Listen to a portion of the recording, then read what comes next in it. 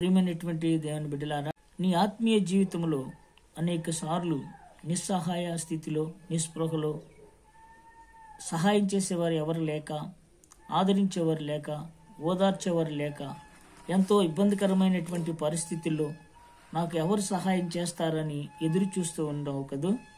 అయితే నా దేవుడు సెలవిస్తూ ఉన్నాడు, అలాంటి నిస్పృహ నిస్సహాయ స్థితిలో ఉన్నటువంటి వారికి నీకు సహాయం చేయబడను నేనే అని ప్రభు అభయమిస్తూ ఉన్నారు. దేవుడు నేను నీకు సహాయం చేస్తాను అని అంటాడు.